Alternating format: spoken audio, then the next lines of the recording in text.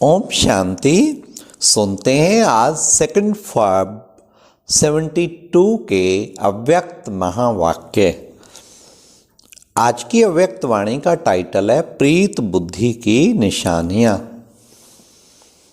आज की मुरली में प्यारे बाप दादा ने अल्लाह लोग किसे कहा जाता है इसके बारे स्पष्ट किया। फिर बाबा ने तुम बच्चे कौन सा स्लोगन लिखते हो जिसे धारण करना है, और साथ साथ बाबा ने प्रीत बुद्धि बच्चों की निशानी क्या है और कैसे बने। और लास्ट बाबा ने बाप दादा बच्चों को कौन सी वार्निंग देते हैं। आज बाबा ने धर्मराज स्वरूप की वार्निंग सुनाई है, तो आप सब बड़े ध्यान से सुनना। तो सुनते हैं 2 फरवरी 72 के महावाक्य प्रीत बुद्धि की निशानी। सभी आवश्यक अव्यक्त रूप में स्थित हो, यह तो जानते हो व्यक्ति मिलन अव्यक्त स्थिति में स्थित रहने से ही कर सकते हो। अपने आप से पूछो, अव्यक्त स्थिति में स्थित रहने के अनुभवी मूर्त कहाँ तक बने हैं। अव्यक्ति स्थिति में रहने वालों को सदा हर संकल्प हर कार्य अलौकिक होता है। ऐसे अलौकिक अव्यक्ति स्थिति में सदा रहने वालों को कहा जाता है अल्लाह लोग। टाइटल तो और भी है, ऐसे को ही प्रीत बुद्धि कहा जाता है। बाबा ने कहा ऐसे को ही प्रीत बुद्धि कहा जाता है। प्रीत बुद्धि, फिर बाबा ने प्रीत बुद्धि का टाइटल बताया।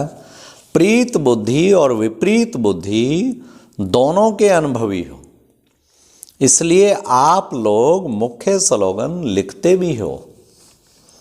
विनाश काले प्रीत बुद्धि पांडव विजयन्ति और विनाश काले विपरीत बुद्धि विनश्यन्ति। जब माया से हार खाते हो तो क्या प्रीत बुद्धि हो। प्रीत बुद्धि अर्थात विजयी। तो जब दूसरों को सुनाते हो कि विनाश काले विपरीत बुद्धि मत बनो, प्रीत बुद्धि बनो, तो अपने को भी देखते हो कि इस समय हम प्रीत बुद्धि हैं व विपरीत बुद्धि है। प्रीत बुद्धि वाला कब श्रीमत के विपरीत एक संकल्प भी नहीं उठा सकता। प्रीत बुद्धि अर्थात बुद्धि की लगन व प्रीत एक प्रीतम के साथ सदा लगी हुई हो। प्रीत बुद्धि वाले सदैव बाप के सन्मुख रहने के कारण उनके मुख से उनके दिल से सदैव यही बोल निकलते हैं, तुम्ही से खाऊं, तुम्ही से बैठूं, तुम्ही से बोलूं, तुम्ही से सुनूं और तुम्ही से सर्व संबंध निभाऊं, तुम्ही से सर्व प्राप्ति करूं। ये बाबा ने कहा उनके बोल होंगे। उनके नैन, उनका मुखड़ा ना बोलते हुए भी बोलते हैं। तो ऐसे विनाश काले प्रीत बुद्धि बने हो, अर्थात एक ही लगन में एक रस स्थिति वाले बने हो। ऐसे ही बुद्धि योग द्वारा सदा बाप दादा के सन्मुख रहने का अभ्यास करो, तो क्या सदा प्रीत बुद्धि नहीं बन सकते। फिर बाबा ने कहा जिसके सन्मुख है ही सदा बाप दादा, तो जैसे सूर्य के सामने देखने से सूर्य की किरणें अवश्य आती ही हैं, इसी प्रकार अगर ज्ञान सूर्य बाप के सदा सन्मुख रहो तो ज्ञान सूर्य की सर्व गुणों की किरणें अपने में अनुभव नहीं होंगी क्या। जरूर होंगी बाबा। ज्ञान सूर्य की किरणें ना चाहते हुए भी अपने में धारण होते हुए भी अनुभव करेंगे, लेकिन जब तक बाप के सदा सन्मुख होंगे। जो सदा बाप को अनुभव करते हैं उन्हों की सूरत पर क्या दिखाई पड़ेगा। अब सुनो क्या दिखाई पड़ेगा। एक तो उनकी सूरत पर अंतर्मुखता की व अंतर्मुखी की झलक रहती है, और दूसरा अपने संगम युग की और भविष्य की सर्व सम्मान की फलक रहती है, झलक और फलक। तो बाबा ने कहा समझा, एक झलक देती है और दूसरा फलक दिखाई देती है। तो अगर सदा यह स्मृति रहे कि इस तन का, अब बड़े ध्यान से सुनना, बहुत बाबा वंडरफुल बात सुना रहे हैं, अगर सदा यह स्मृति रहे कि इस तन का किसी भी समय विनाश हो सकता है, तो यह विनाश काल स्मृति में रहने से प्रीत बुद्धि स्वतः ही हो जाएंगे। अब कैसे प्रीत बुद्धि हो उसका तरीका बाबा ने बताया। सदा समझो इस तन का किसी भी समय विनाश हो सकता है। जब विनाश का काल आता है तो अज्ञानी भी बाप को याद करने का प्रयत्न जरूर करते हैं। अगर यह सदा स्मृति में रखो कि अंतिम घड़ी है, अंतिम जन्म नहीं, अंतिम घड़ी, यह याद रहने से और कोई भी याद नहीं आएगा। तो बाबा ने कितना अच्छा तरीका बताया। कोई भी फिर याद नहीं आएगा अगर ये याद रहा तो। फिर बाबा ने कहा कि बच्चे कहाँ भी किस प्रकार से कोई साथ प्रीत ना हो, नहीं तो विपरीत बुद्धि की लिस्ट में आ जाएंगे। बाबा ने कहा कोई से कोई विपरीत अगर किसी से जुड़ी हुई है फिर तो विपरीत बुद्धि बन गए। हाँ, जैसे आप लोगों को प्रदर्शनी में संगम के चित्र पर खड़ा करके पूछते हो ना, बोलो अभी आप कहाँ हो और कौन हो। संगम पर खड़ा करके क्यों पूछते हो? क्योंकि संगम है, ऊंचते ऊंच स्थान व युग। इसी प्रकार अपने आप को ऊंची स्टेज पर खड़ा करो और फिर अपने आप से पूछो कि मैं सदा प्रीत बुद्धि हूँ व नहीं हूँ।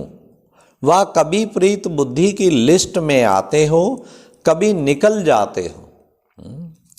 अगर अब तक भी सदा प्रीत बुद्धि नहीं बने, अर्थात कहाँ न कहाँ सूक्ष्म रूप में या स्थूल रूप में किससे भी कहाँ भी प्रीत लगी हुई है, तो बाबा ने कहा तो वर्तमान समय जबकि पढ़ाई का कोर्स समाप्त हो, रिवाइज कोर्स चल रहा है, तो इससे समझना चाहिए परीक्षा का समय कितना समीप है।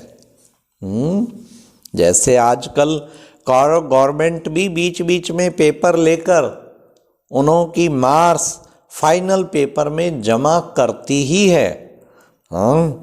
तो बाबा ने कहा तो इसलिए तुम बच्चों को क्या करना, इसी प्रकार वर्तमान समय जो भी कर्म करते हो समझो प्रैक्टिकल पेपर दे रहे हैं और इस समय के पेपर की रिजल्ट फाइनल पेपर में जमा हो रही है। अभी थोड़े समय में यह भी अनुभव करेंगे, अब बड़े ध्यान से सुनना, अब बाबा का धर्मराज स्वरूप है। थोड़े समय में यह भी अनुभव करेंगे, कोई भी विक्रम करने वाले को सूक्ष्म रूप में सजाओं का अनुभव होगा। जैसे प्रीत बुद्धि चलते फिरते बाप के चरित्र, बाप के कर्तव्य की स्मृति में रहने से बाप के मिलने का प्रैक्टिकल अनुभव करते हैं, वैसे विपरीत बुद्धि वाले विमुख होने से सूक्ष्म सजाओं का अनुभव करेंगे। इसलिए फिर भी बाप दादा पहले से ही सुना रहे हैं, उन सजाओं का अनुभव बहुत कड़ा है। उनकी सीरत से हर एक अनुभव कर सकेंगे कि इस समय यह आत्मा सजा भोग रही है। कितना भी अपने को छिपाने की कोशिश करेंगे लेकिन छिपा नहीं सकेंगे। सुना, ये ब्राह्मण परिवार है ना, बाबा ने कहा शीश महल, छिपा नहीं पाएंगे अपने को। वह एक एक सेकंड की सजा अनेक जन्मों के दुख का अनुभव कराने वाली है। जैसे बाप के सन्मुख आने से एक सेकंड का मिलन आत्मा के अनेक जन्मों की प्यास बुझा देता है, ऐसे ही विमुख होने वाले को भी अनुभव होगा। फिर उन सजाओं से छूटकर अपनी उस स्टेज पर आने में बहुत मेहनत लगेगी।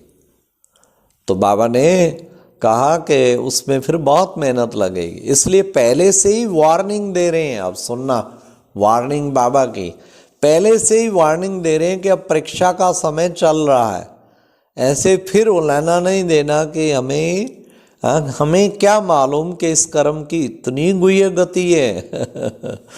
इसलिए सूक्ष्म सजाओं से बचने के लिए अपने से ही अपने आप को सदा सावधान रखो। अब गफलत ना करो। अगर जरा भी गफलत की तो जैसे कहावत है ना, 1 का 100 गुना दंड मिलता है। तो बाबा ने कहा, कहावत है ना, 1 का 100 गुना लाभ भी मिलता है और 1 का 100 गुना दंड भी मिलता है। यह बोल अभी प्रैक्टिकल में अनुभव होने वाले हैं। इसलिए सदा बाप के सन्मुख और सदा प्रीत बुद्धि बनकर रहो।